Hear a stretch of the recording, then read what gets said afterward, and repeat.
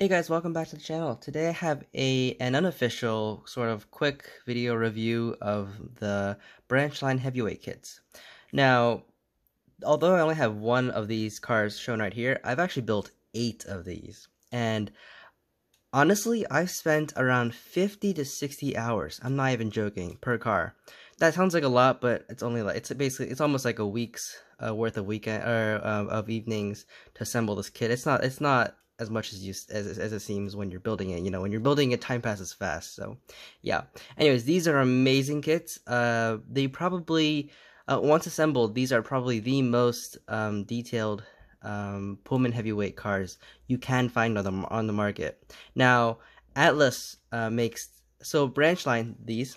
They were later bought by Atlas. So Atlas released Pullman heavyweights are pretty much the same exact car, more or less. There's a few minor differences. I'm not really sure what they are, but I'm sure they updated it somehow.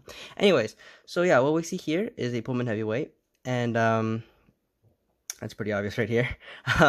This is the Pullman Lake Ferguson kit. This is a 10-1-2 sleeper, which means that there are 10 sections, 1 drawing room, and 2 compartments.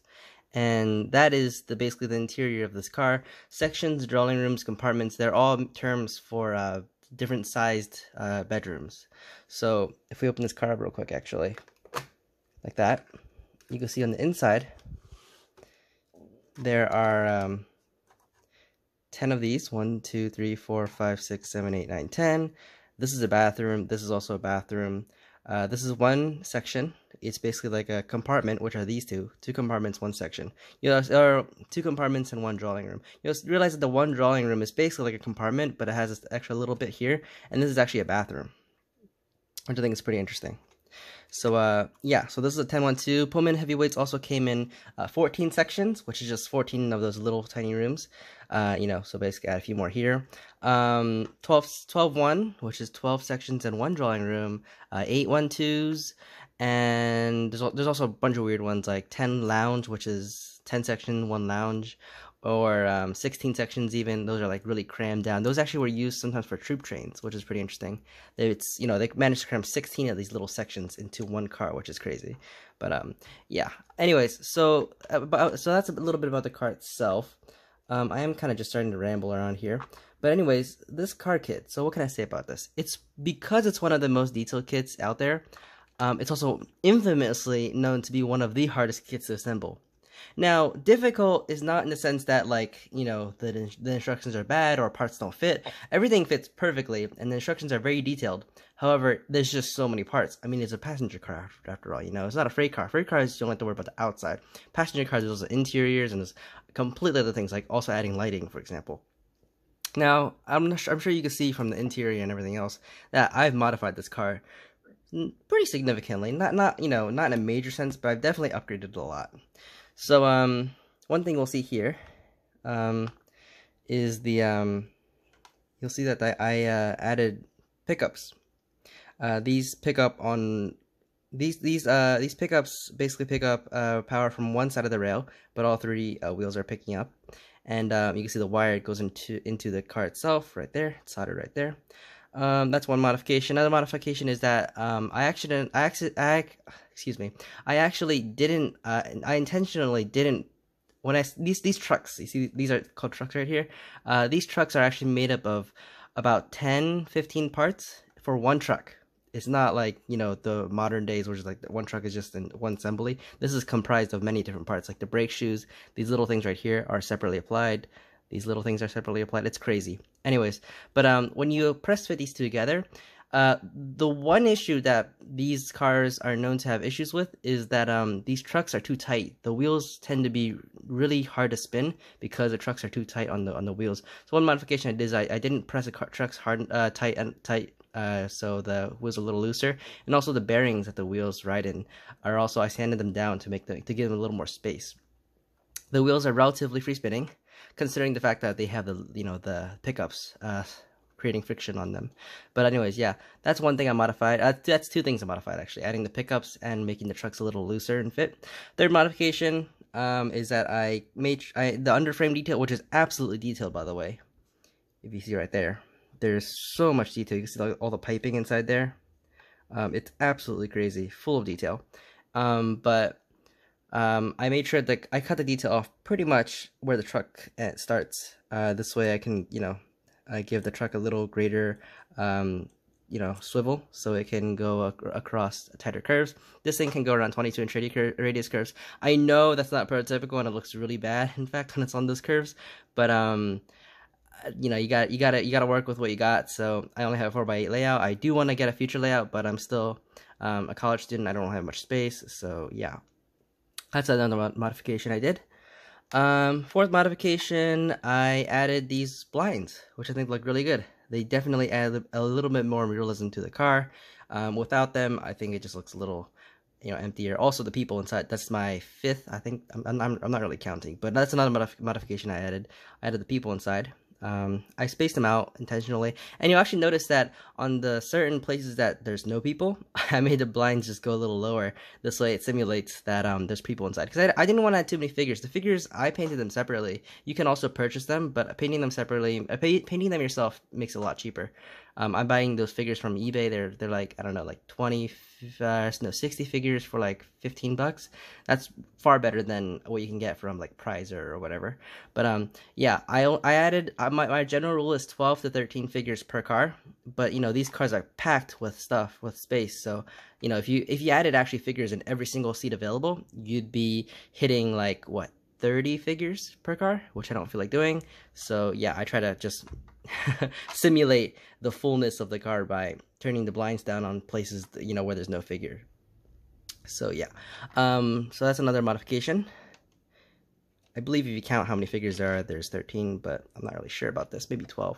And then another one is obviously adding the lights. This is pretty straightforward. You add the lights in, you get the wires that come from the bottom, from the pickup shoes, and you wire them through here.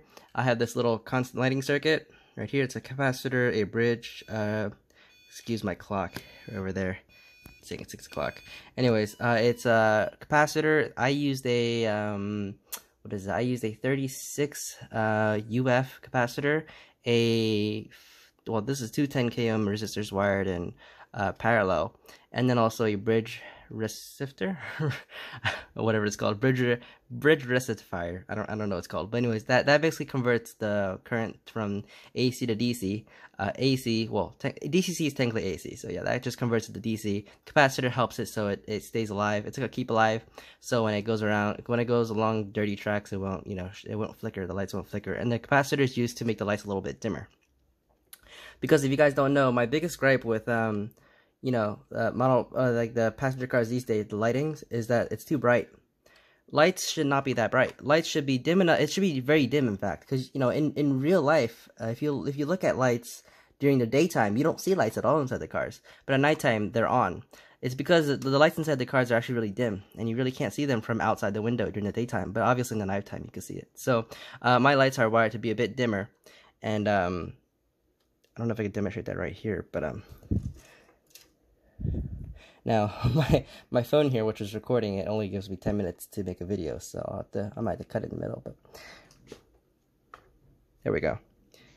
And now in the camera it looks really bright, but in reality it's pretty dim. That's what it looks like in real life. That's not that bright, but if I turn the shades down, it looks really bright, and it's very noticeable. Anyways, yeah, so that's the lights. That's another modification I did. Lastly, I don't really know if there's anything else. I obviously added chains and everything like that. On the ends, obviously this roof isn't put together, but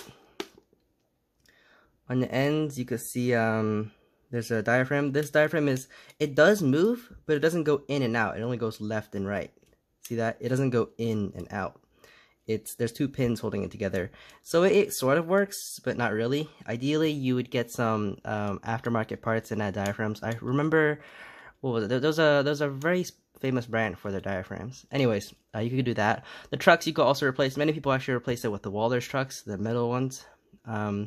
Yeah, I might do that too, but I'm kind of too cheap for that right now. I only paid $10 for this car, by the way. They're really cheap. These kits are $10 because people have so many of them, but no one bothers assembling them. So I highly recommend you guys do that. Anyways, there's also, if you look really closely, there's also these chains down here. There's also steam pipes, air hoses, and couplers. Alright, my camera is acting up. I'm gonna be right back.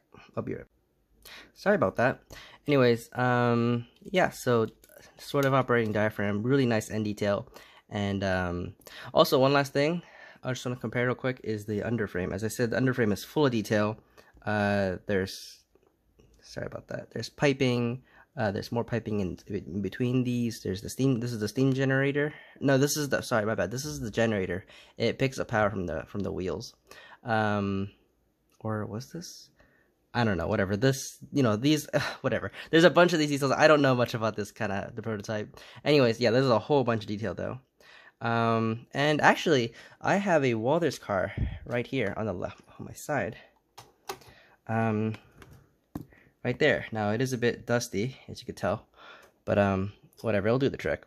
So, by comparison, the sides are pretty similar. But if we look at the ends, right? If we look at the ends right here. Let me move this track to the side. Alright, let me take this camera out of this thing. Sorry about that. Alright, so if we look at the ends here, this thing has crammed with detail. You know, there's the uncoupling lever, as you can see right there. Whereas a Walthers car, there's nothing. There's quite frankly nothing. There's a place where you can add uncoupling levers, but that's a real pain. There's no air hoses or piping or anything like that. It's a very basic end for Walthers. However, their diaphragms do fully operate. As you can see, they do go in and out. Branchline's don't. They just go left and right. Branchline's diaphragm definitely looks better though. But anyways, yeah. So, but you can see there's no, you know, there's little grab irons. There's none there. It's just missing a lot.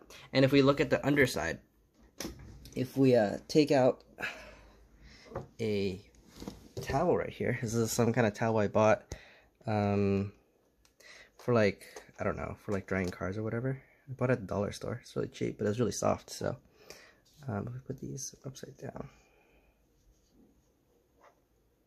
like that, you'll see that the Walthers car, it may look detailed at first, but on second hand, you see that these details are just all separate. There's no wiring, there's no piping, there's nothing going on. It's just all separate pieces. Whereas the Branchlines, you know, there's literally a chain going here, which is awesome. And there's just far more stuff, you know, going on.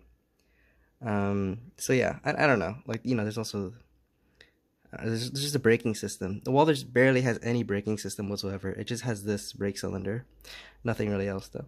Anyways, so yeah, that's my comparison. Walthers cars, they have, you know, operating diaphragms. Their trucks are better. Branchline cars, I mean, they're old. They were built a long time. They were made a long time ago. So you really can't expect that. But obviously you could update it, upgrade it, update it, you know, whatever. By adding Walthers trucks and probably better diaphragms.